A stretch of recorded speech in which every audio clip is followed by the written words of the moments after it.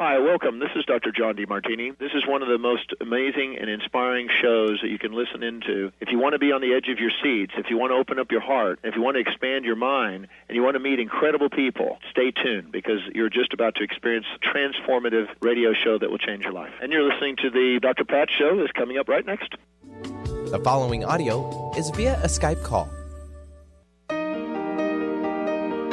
Welcome to the Dr. Pat Show. Talk radio to thrive by. Powerful, inspiring, and coming to you live, bringing you stories of people like you and me, busting through and living life full out. Get ready to dare to wonder what your life would be like if you knew you could not fail. Hey, everybody. Welcome, welcome. Oh, this is going to be like a super exciting show for all of you. A couple things I want to say out of the gate. One is there are a number of things we were talking about doing this year, 2018. And at the same time, other things started to happen really positively. So the things we thought we were going to launch this year, our crowdfunding number one, because of these other incredible things and all of the people that are joining the network that want to join the network to either host their own show and co-host and all of the energy around that, we had to let go of everything around the launch date of crowdfunding, but not the preparation. And it wasn't until I got Stacey's book. Stacey Demarco is my very special guest today.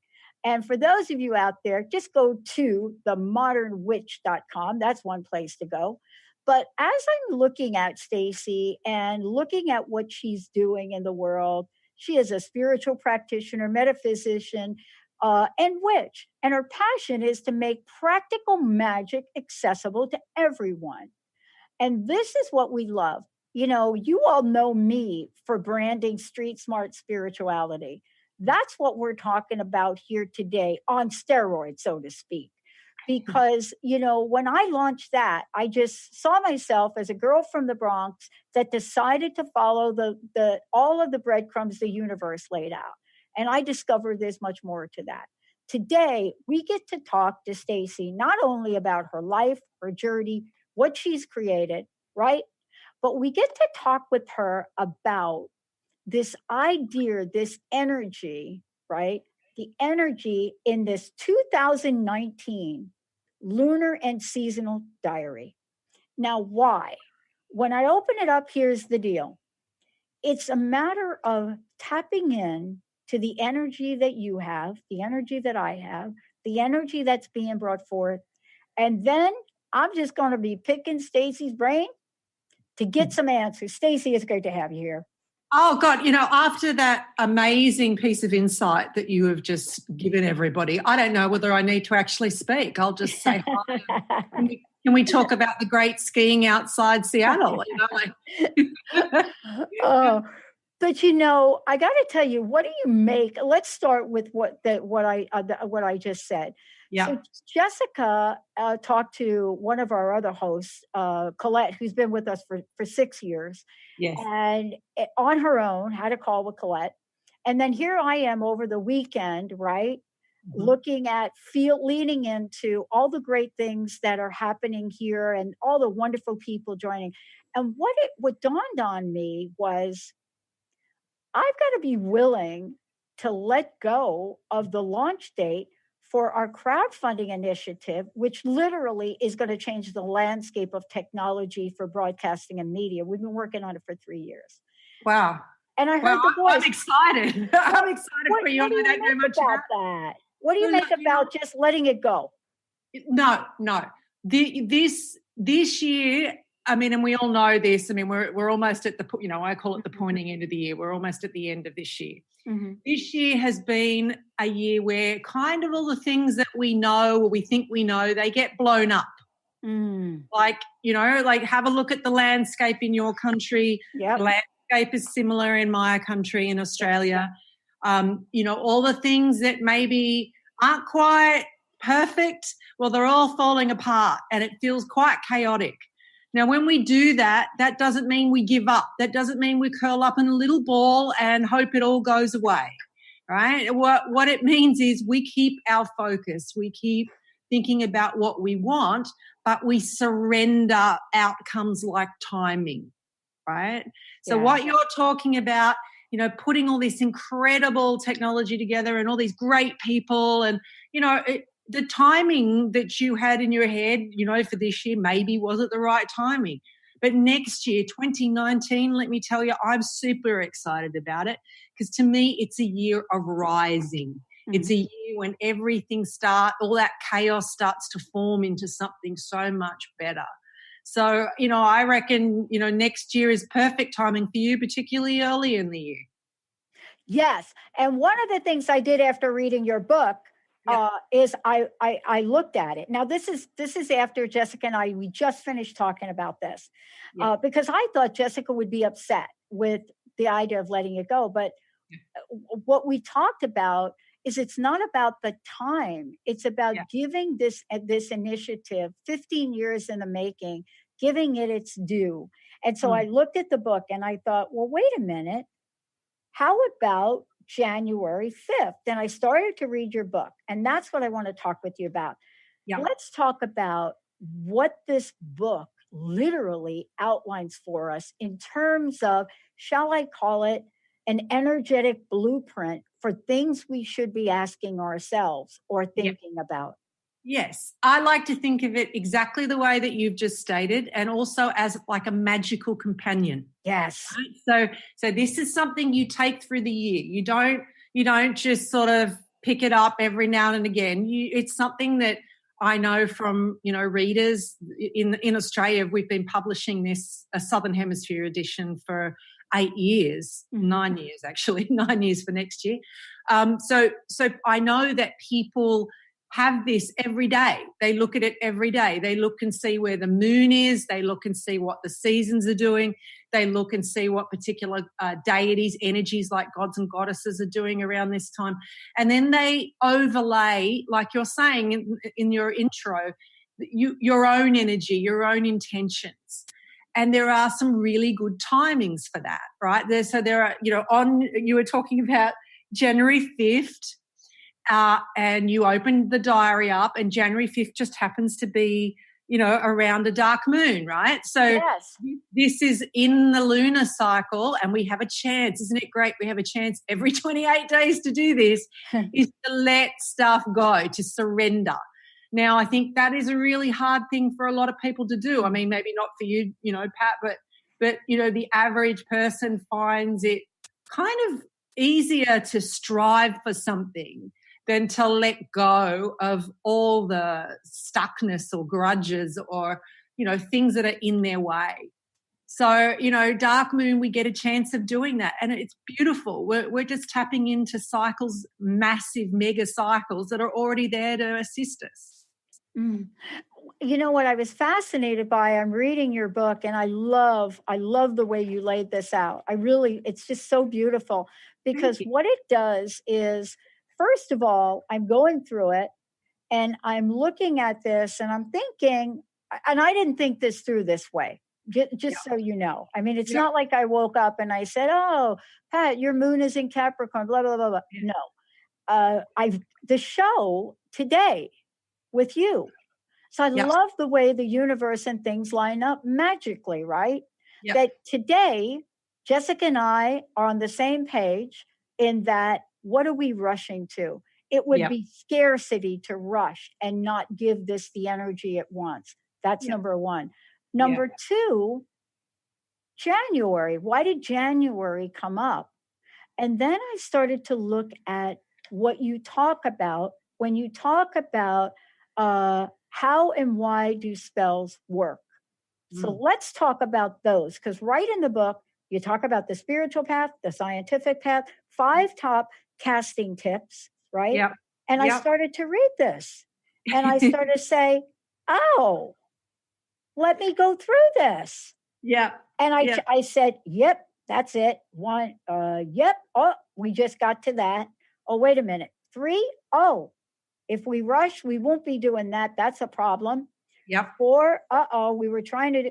So let's go over this for a minute, because I literally went through this. Yep. Oh boy.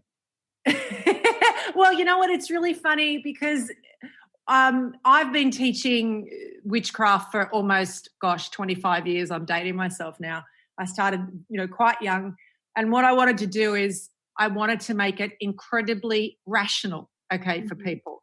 Because people have this idea that witches, we're all like pointy black hats and black velvet dresses and we're all out there cursing folk and, like that there's nothing rational about this, And I've come from a really, really rational background. My education, my life is, there's no kind of magical folk in my background. So when I began to look at this pathway, I thought, oh my God, this is so rational. This is, like there is nothing woo-woo about this. This is, but I wanted to break it down for folks, right? To make people understand that even if you believed in nothing, like you believed in the flying spaghetti monster, you didn't believe in any kind of spirituality, you could see the strength and beauty in this pathway, right? So when we look at spell casting, people have this very strange idea about what spells are and, you've got to do them 2:10 on a Sagittarius moon in the middle of the night and naked and you've got to pierce your skin with blood, and get blood. All this really weird stuff. And it's nothing like that, right? So I broke down, when I first broke how spells work down into the thing that you're looking at here, and we'll quickly go over it. There's kind of five like I call it the anatomy of a spell, and there's about 5 points that you've got to hit if you're going to write your own spells. And anyone can do this, anybody, right? When I first did this, there was a lot of people in my country that were really upset that, that they were already witches, that I was breaking this down and making it easy for people. Oh. Right? Because, that takes the mystery away. That means anyone can do this. Right? So I wanted to make it very egalitarian. And, let me tell you, I wasn't very popular for a while amongst the community because I was doing this thing that, you spoke about, of demystifying something that was, that was quite mysterious, right? Right. So the first thing when you're doing a spell is you've got to have a focus. You've sat there and you've had a little think about what you want and hopefully a larger think about what you want, because when you're doing spellcraft, chances are it's all going to happen for you. So you might as well have a focus for something that you want, right? Then number 2 is the purpose and intention. We're really digging into the focus here. We're clearly and concisely stating what the spell is for, okay? And so we're not going thee and thou and getting all fancy around it and writing an essay. We're having 1 or 2 sentences about what we want, right? And then raising power. This is what you were saying, maybe I was, we're not giving it enough energy. Raising power, it means you're raising energy to boost your intention. And there's so many ways of doing that. Meditation, emotions, drumming, dancing, moving, anything like that. There's a huge amount of ways to raise power. And even you crowdfunding, that is raising power. That is raising power. Getting the money, the energy, all money is an exchange, right? Getting all that energy up there, that is definitely the raising power part. Yeah. Then the really fun bit in spellcraft is when you release all that energy, right? So releasing, you see the old-fashioned witches, putting their arms out and electricity coming out of their fingers, or, great, well, that's all cool, but, generally we'll do it clapping, shouting, stomping, all sorts of stuff. And for you guys, it might be launching your campaign. Yeah. It might be having your launch day. Yeah. There's, so many ways of doing this. And then the last thing is, and this is the most neglected part of spellcraft, is that people construct a spell and they do it really well. And then they go, that's enough. I've done my spell. I don't need to worry about it now. And I can tell you no spell works from the couch. Oh. Right? So they don't participate. They don't ground themselves afterwards. And, spellcraft, can make you feel, if you've really raised a lot of energy, it can make you feel a little bit ungrounded. So you've got to make sure that you ground yourself later, and there's lots of ways to do that. But this idea of participation, that you've got to take, I always tell my students, you've got to take one physical step, because we are physical beings as well as being, having a little spiritual soul or whatever people would like to believe. But, we are physical beings on a physical planet. So you actually have to take a few steps towards your own goal, right? Take, extreme ownership of what you've just created. And then the universe opens the pathway for you, right? So, but you've still got to say, hey, yeah, I'm serious. I'll take a few steps. Wow. What I love about this, and loving hearing you talk about it, is so much better than me reading it. But what I love about it is how both Jessica and I walked through this together over the weekend without saying, let's walk through this together in this way. Yeah. But there's an energy about it. And, I come from a very interesting family. I come from an Italian family and a South American family. My grandfather was born down in Brazil. And so when I think about that, what I remember is, let me just call them superstitions. Yep. My grandma, she had more superstitions about how you stir your coffee, what direction you go, right, to stir the coffee. And it's not like she made a big deal, but she would talk about it and just say, no, go this way. Yep. And she would come up with sayings. But the one thing that we don't realize is there's a purposeful intent that we can have on calling into being that which we desire. Absolutely. Mm-hmm. And witchcraft is, look, people sort of have a very strange idea what witches are and what witchcraft is, right? And Dr. Pat, that's only because we've had a bad PR day for the last 2,000 years. Yeah. Right? Yeah. That's the only reason. If people actually are educated, or they sit down and they actually understand, that it is the indigenous practice of Europe. We understand that there is, a lot of really positive, learnings to be had in this. And like you're talking about your parents. My grandma, she was from Northern Ireland. And even though, I say I don't have a magical family, my grandmother would tell me about the mythos about, the hares in the field and, the moon that comes from that, and a lot of the Celtic, stories about the fairies and midsummer and things like that, oh, no, don't go out tonight, stay close to the house. And it's like, why is that? Oh, it's midsummer night. The fae are out tonight, darling, don't go out. Mm. Right? And these stories, they're important. We in the diaries, there is a lot of the mythos, the myth. Oh yeah. And I don't call it myth, because myth has come to mean a lie, right? When someone says, "Oh yeah, that's myth," that means it's not true. In the ancient times, or when the times were where these stories originated, mythos is the Greek term. Mythos meant a story with a truth. Okay, so when I refer to these superstitious stories or these little fairy stories or whatever you would like to refer to them, I always refer to them as mythos, a story with a truth. Yeah, because in these they're often linked to seasons. As you can see through the book. They're an important way for us to learn about our humanity, but also as a guideline to have us thinking about how we should live our lives better. How we should, do we go down this path or this path? It's a very interesting thing, because every single culture that we know of has had an oral or a written tradition of mythos. Yeah. Here's what I love about this is that we get to look at our forward-moving action, right? Yeah. Because that's my sense of the book. This is a forward-moving action. It doesn't mean we're not going to really reflect on whatever's going on now, or maybe take a look back. But this is about forward-moving. And as I started to read the book, and I want to ask you a couple of questions. Yeah. I had no idea the moon and the moon cycles were so, how should I say it, exacting in what their energy is. So I started to go through this today after talking to Jessica.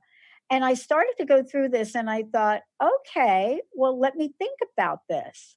So let's talk a little bit about what the phases of the moon are. I'd like to start with that because as I went through this, it was intuitively that we said, this is going to be about a new endeavor and it is about business. And so I didn't even look at the new moon until I had that thought. I'm usually a full moon girl. I don't know why that is. Yep. But all of a sudden I was drawn to the new moon. Can you take us through what each of these are? Because I think this is how the listeners are going to get why I'm leading up to this. Yeah, all right. So following the lunar cycle is as easy as you looking up in the night sky. Okay. Easy as that, right? And we've been, as human beings, following the energies of the lunar cycle as long as we could stand up on our hind legs. Okay, so this has gone on for a really long time. We forgot, okay?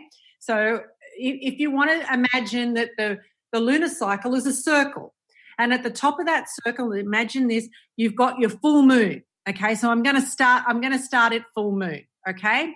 And at the bottom of the circle, you have what we call dark moon. So that means that that's the moon that you can't see in the sky. It's there, but you really can't see it, all right?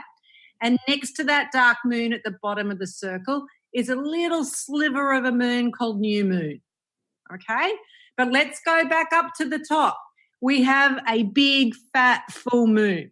Yeah. So when we look at that big, fat, full moon, most people, as you said, intuitively go, whoa, look at that. Look at all that energy. Oh, isn't it beautiful? And they sit out and they have picnics. In my country, we have a lot of beaches, so people tend to go out and we watch the moon rise, right? It's kind of a thing, which I'm really happy it's become a thing. People have like sunset picnics, right? So the moon comes up, and in spellcraft we look at the moon at that full moon as being full power, kapow, full. If you really want something and it's not really happening for you, that is the night that you set your intentions and do your spellcraft, right? It is also the night that witches do devotion. So, if we have gods and goddesses that we work with, that's the night that you give thanks. It's a Sabbath night for us, for a lot of pagan paths, and you might do a little ritual or something for the better good of the world and for your own family and you. So it's all very positive. Okay, full moon is also a great night to do spells for justice. It's also a great night to do any workings around prosperity. Okay. All right. So then we go, what happens then? So the moon is full, and then the next night, what happens? It starts to get smaller in the sky, right? Right. So we call that waning. And that waning cycle, getting smaller in the sky, that's around about 2 weeks-ish. Okay, so you've got plenty of time. So what's the waning moon great for? So you don't have to just go for full moon. Everyone thinks, I'm going to do spells on full moon. You've got 2 weeks for waning cycle. And waning cycles are fantastic because they're the times that you can get rid of things or reduce the energy on things. So if you've got, say, a neighbour who's a bit of a pain, we don't interfere with free will, but you could certainly use a waning cycle for, reducing the impact that they have on you, okay? Or if you're wanting to drop a few pounds, setting intentions for doing it around that time is the time because we are reducing the energy around things, right? So reducing pounds, right? So anything we want to reduce or get smaller, that is the time. And then as you imagine, it gets smaller and smaller in the sky until there's nothing. Right. Okay? And it's there. That's the dark moon. Now, you said full moon's your favourite. Dark moon's mine because I was actually born on a dark moon. And we often have a love of the moon or feeling very relaxed and energized on the moon that we're born on. Then the dark moon for me and for a lot of people is a restful time. It's the time you just go, I can surrender everything, right? If you've got a bad habit, if you've got something that you're really stuck on, if you have, say, an illness, that is the night you leave it behind. Okay? Because guess what? The next day is what? full of possibilities. It's the new moon, okay? So you leave all your garbage in the dark moon because you don't want to take it into the new moon, do you? I don't think so, right? So new moon is great for setting intentions around your new business, around any new project, around exam success, for your health. And if you've dropped those pounds in the waning cycle and the dark moon, well, guess what? You're going to set some intentions for your bodily health and vitality in your new moon, right? So you can work this just a slightly different way, right? And then this new moon, I mean, for example, I start all my books, all my writing projects on a new moon, right? And even if that might be I'm not ready, I will do the title page and a paragraph and on a new moon, and that means I've started the project on a new moon. Mm-hmm. Wow, okay. This is fascinating because I looked up once upon a time. I think I looked up the day I was born. Right? Yes. I looked up because my sister told me that Mom, you were supposed to come. Like they thought for sure, like on the 9th. Of December, and they said it took you 2 days, right? Because my mother was in labor for forever. They said, right? And so I looked it up. I looked what the 9th was, then the 10th and the 11th, and on the 9th there was a 1% visibility, like you just said, the dark moon. Yeah. And then there was a little bit more on the 10th, and by the time it got to the 11th. We were at 7%. Yeah, so that's a new moon pretty much. Almost. It's a new moon. Yeah. And so my relationship with the full moon didn't happen till I was later in life. Yeah. And so now as I'm reading your book, what I see is that, first of all, I just love the moon. I've always loved the moon. Yeah. Yeah. But then I'm looking at this and I'm saying, but of course, we're going to wait till January. And why was I zooming in on the 4th and the 5th? Well, the 5th is the new moon. And then I was reading what this said. Yeah. And so here's my question I want to ask you about when we come back. Yeah. A lot of times we're highly intuitive about these lunar cycles. But sometimes our free will kind of jumps in there. Our logic jumps in there. When we come back, I want to go through this and talk about the wheel of the year, because I think that's new. A lot of folks are going to love that. And then talk about how, as we go through this year, as we look at these lunar energies, what other things should we know? How about cleansing? How about looking at prosperity? How about looking at the gods and the goddesses that we can also be aware about? But most importantly, why is it so important that Jessica and I both are on the same page about the future of the network and the show? What does getting clear about 2019 really mean? And that's why Stacey Demarco is here. Stacey, before we go to break, how can people get a copy of the book? How can they find out more about you? Oh, well, if you want to find out more about me, as you suggested, you can go to themodernwitch.com, which is my website, and you can learn more about me and more about spellcraft. There's lots of information on there, free information. If you would like to see, to get a book, to get a copy of the lunar and seasonal diary, it's available on everything from Amazon to your local store. So, your local bookstore, in Seattle, I'm sure you'd be able to pick up a copy. I love it. Insights coming up. We're going to talk a little bit about what's going on in 19. What should we know? What should we plan? But most importantly, why is clarity so important? Stay tuned, everybody. We'll be right back.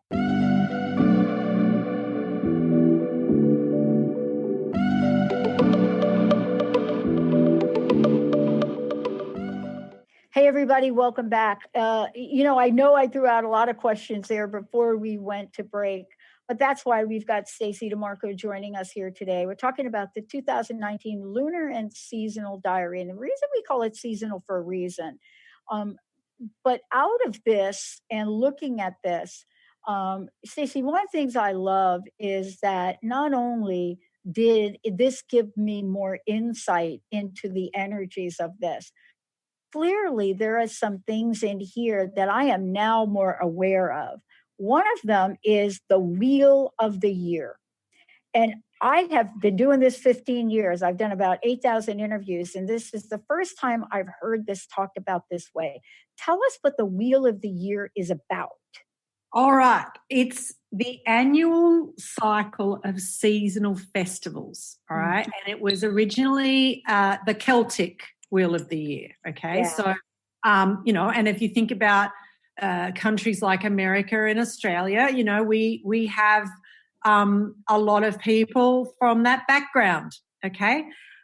Most cultures that are linked to the land, which is, the older Indigenous cultures, they would also have seasonal wheels, okay? But the one that I've laid over this diary is the Celtic wheel of the year. So the reason that these are so important, and it's imagine a wheel and it's broken up into 8. Again, these festivals or these celebrations are linked to the different, not just thinking about spring and winter and stuff. They're linked to growing, okay? And this is, if we think about what we want, I don't know what you want, Pat, but I can tell you I want to grow. I want to seek and grow and change and have a really interesting life. And I want to get better, not worse. So we can overlay that growth pattern and the times of rest and the times of light and dark and those sort of things over our own personal year. So, for example, I'll give you an example out of this year, because the next festival coming up very close is a festival called Samhain. Okay, and that happens October 31. So what's October 31, guys? Halloween. Right. So it used to be called Samhain before it was called All Hallows Eve, Halloween. Okay, it's the same festival. It was appropriated. Okay, so Samhain is spelled Samhain. All right, but it's pronounced Samhain. So Samhain was the part in the wheel of the year where the people would celebrate death. They'd celebrate the end of the growing season, right? Because coming into the end of October, it's cold, right? So everything is starting to ice over or nothing's going to really, really grow. So it was this idea of the darkness coming, that death is just a part of life. It's not a taboo like it is now. It's, people would die at home. Death would be of life. And this was the celebration for that. So there was particular gods and goddesses that were honoured at this time, the gods and goddesses of the underworld. And it's not a creepy thing. It was always a very positive thing, just death is part of life, okay? So the next one after that is a festival that you'd understand the name here is Yule. Right, so it was very influenced by the Norse, and that is very close to Christmas time. Yule, right? That's a European. If you go to Europe, people still call Christmas Yule, right? Yule is a festival where we know that the darkness, the length of the day, is now going to be getting lighter again, right? So it's a celebration of the light returning. Okay, after the winter has happened, right? So all the festivals, I can go on with the other 6, but all the festivals are linked to the cycles of light and dark. So they're solstices or equinoxes. They're linked to growth or rest. They're linked to particular gods and goddesses around that. So your spring festivals, for example, you are linked to beautiful goddesses and gods that are about fertility and about prosperity and about, the energy of the earth coming back up and affecting people. I love an understanding of this. And I want to ask you this question about the energies, kind of how they come together. And I think what I was mentioning before was intuition. Yes. And some people say, oh, I have a gut feeling. We say, Yep. we have a gut feeling, right? And so Jessica and I came to the same realization. We had a gut feeling. Now, this was just not the right time for us to be going in this direction. And then I got your book and I started to look at this.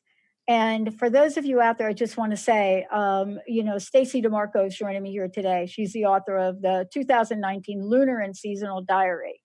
And for those of you out there, if you want to find out more about Stacey, we made that pretty easy. Go to themodernwitch.com, themodernwitch.com. So one of the things I loved about this is it's not just about understanding what we've already talked about, but it's now looking at like the month. So we were talking about January, but I was also talking about December of this year. And the reason I is because this feeling about something that I should be doing in December, and my birthday's in December. And it just doesn't make sense to me. I don't really have any information. And so I started to look at this, and then I took a snapshot of where the moon would be in December. Yeah. And I just said, why am I being drawn to something here with what we're doing in December? And what is it? Is it really on my birthday month? And when I looked at this again, what I found was that I was drawn to December 7th. Yep. And not the 11th, my birthday, but the 7th. And then I went and looked it up. And I want to talk about that because I didn't know until I looked it up. I think the 7th is the new moon. I can't recall. Yes, it is. It's the new moon. It's a new moon. And it's in Sagittarius, right? Yeah.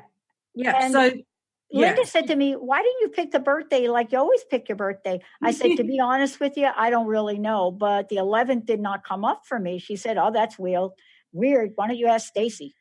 Yeah. You know what? I've got a little theory about intuition, right? So, I mean, there's a big scientific sort of body of information about intuition, really good books about it. And, I think in its plainest sense, it's the stuff we already know is our truth. Yeah. Right? It's an expression of our authenticity.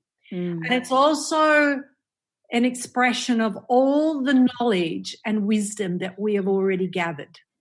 Now, I don't see it as in competition with logic, right? So remember how I mentioned before we had mythos and that's changed, right? Well, the idea of logic has also changed. So the ancient Greeks, they used to teach logos and mythos together, okay? So the idea of logic and an idea of creativity or mythos, intuition, they used to teach that woven together. So it's only, like one is not better than the other.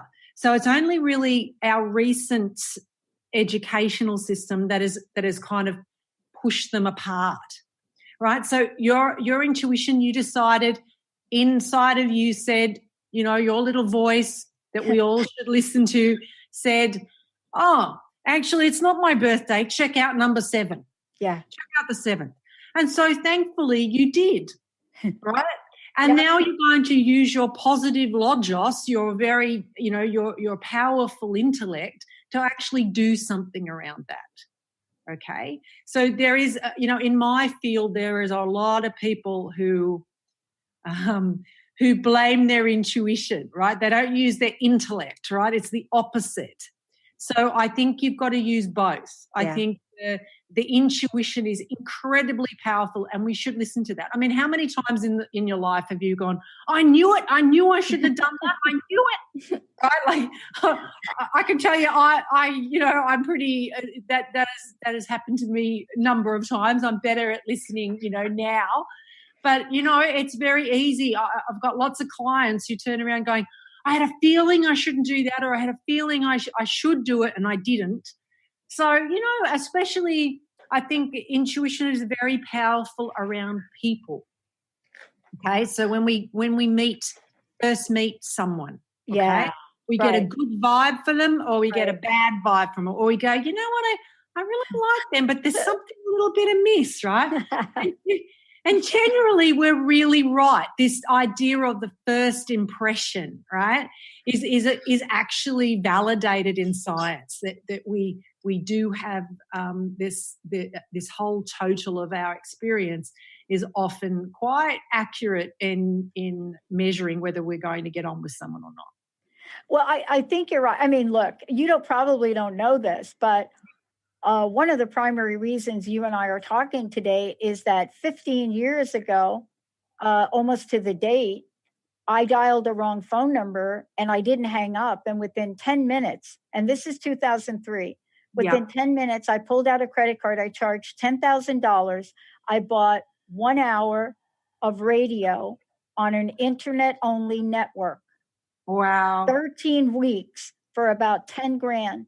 And it honestly, I never looked back. Now, my friends and everybody around me looked at me and said, oh, she's losing her mind. 3 months later, the station that you're on here, this is before we launched our network. Same thing happened. 5 days a week just happened to come available. Yeah. And so sometimes you're right. The world in all of its physical nature has things materialize. Yeah. But inside, at that point in time, I never questioned whether I should do this. And I had just finished going to school for 8 years for something totally different.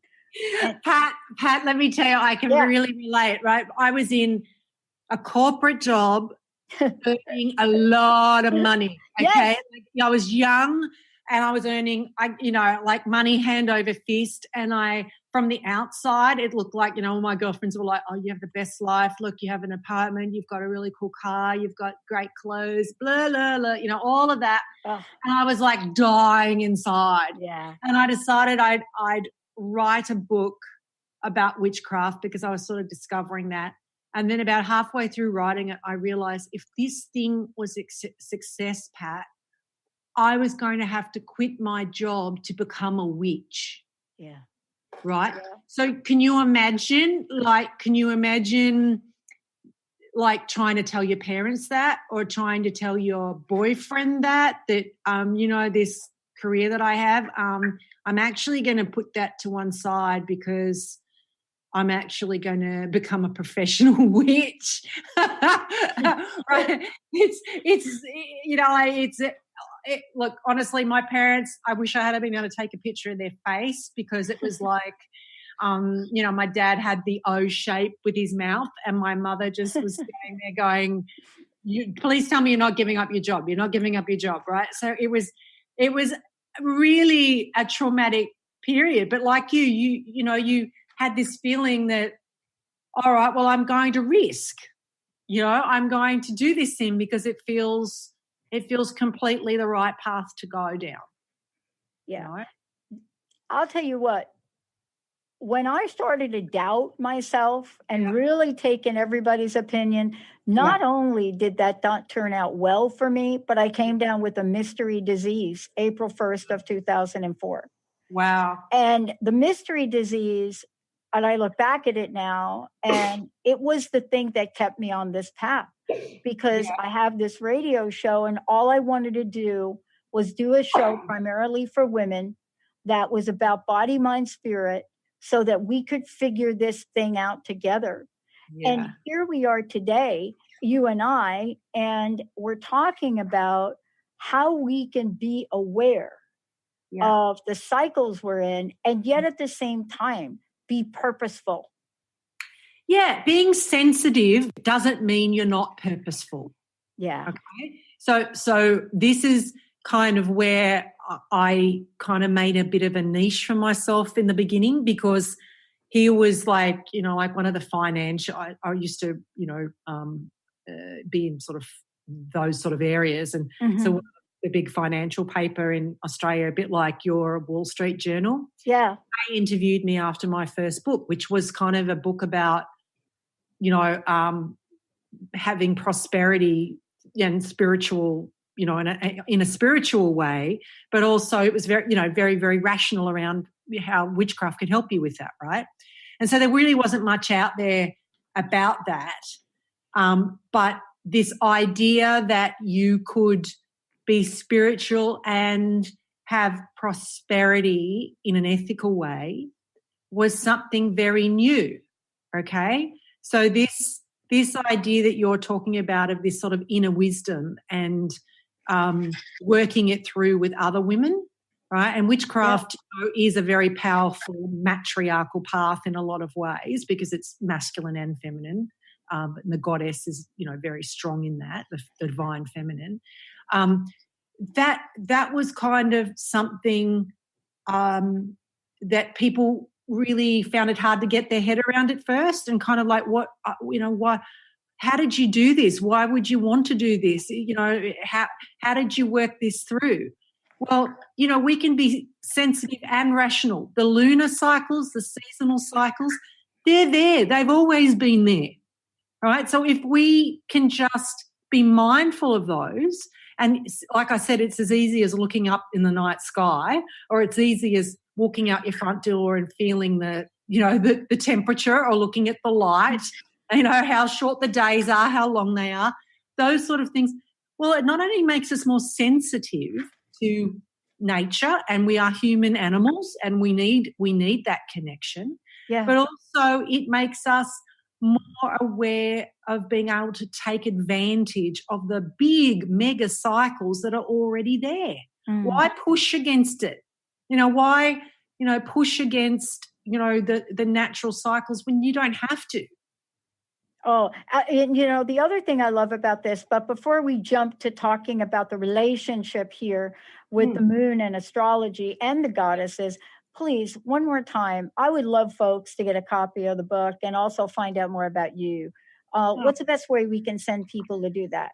Okay, so if you want to learn a bit more about me or about what I do and about spellcraft and the cycles and all of that, you can go to themodernwitch.com.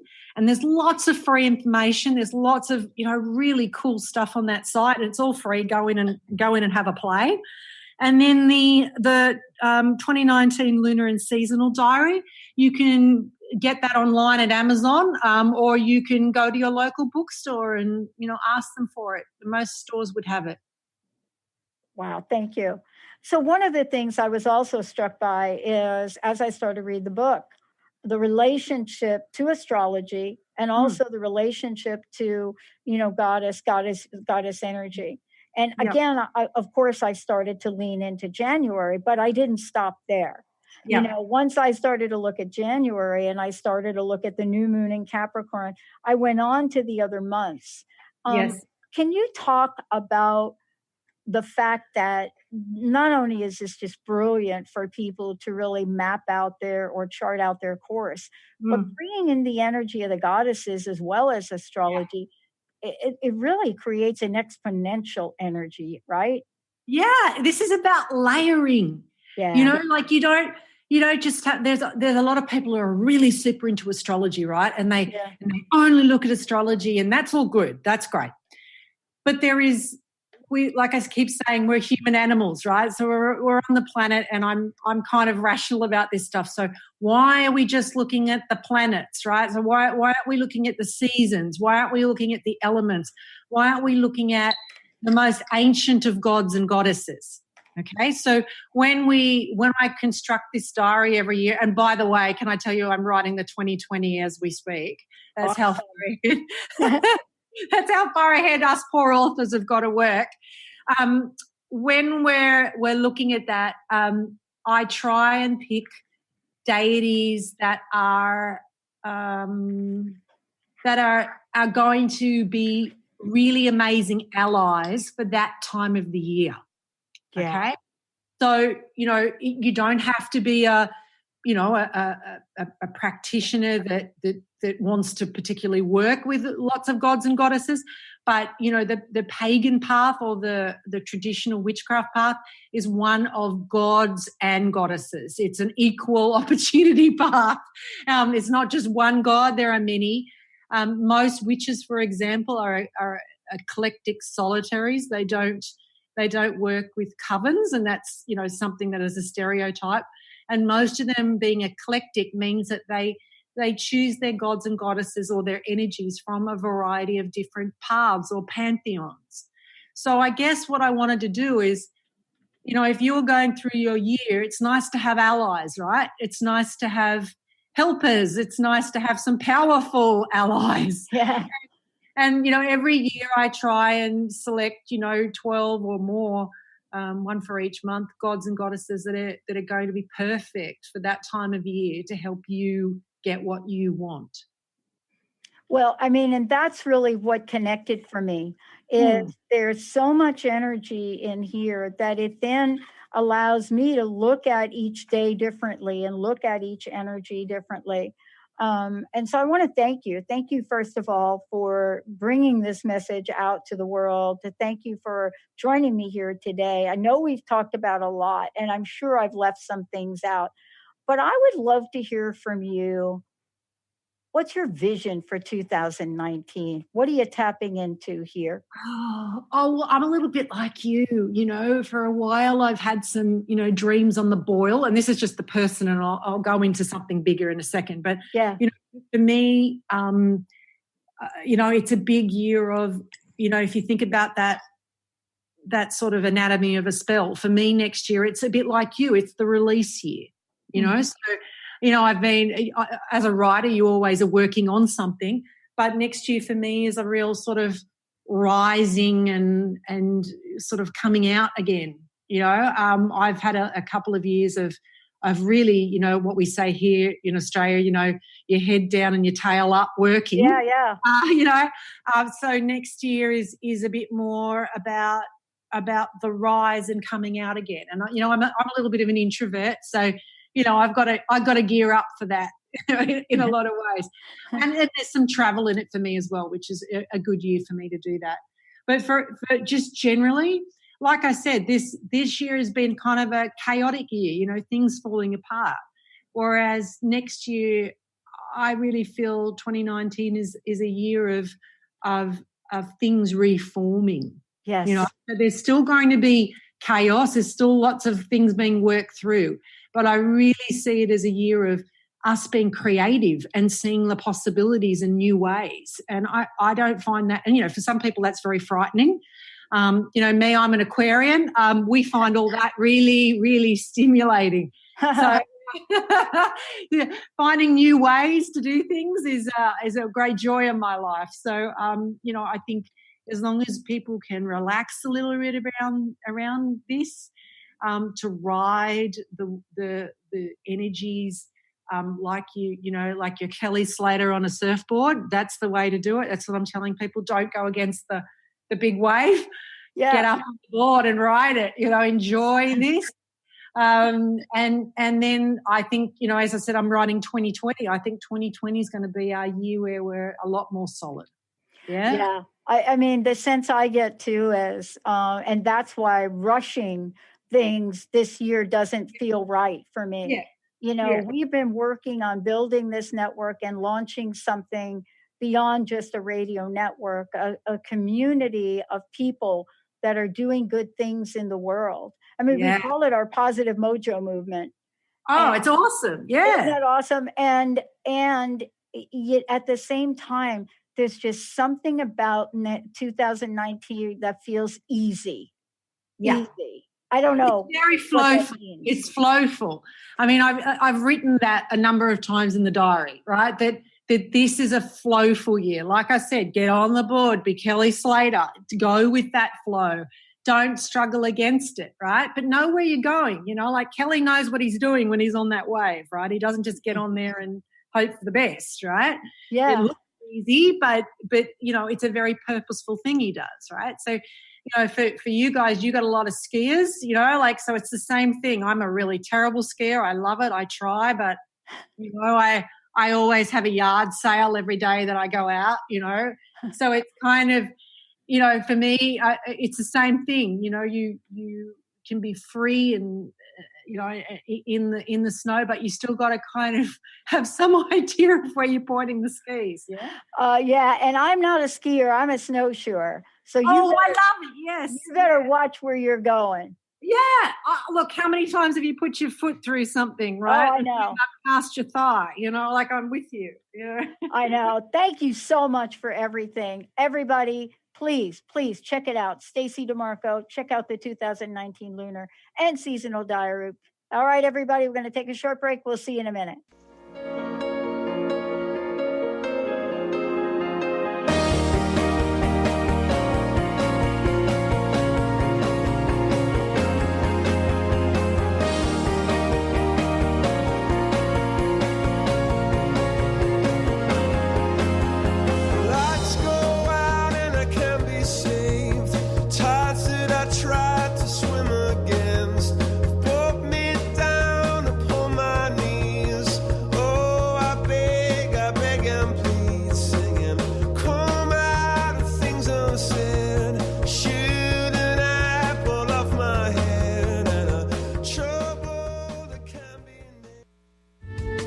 The preceding audio was via a Skype call.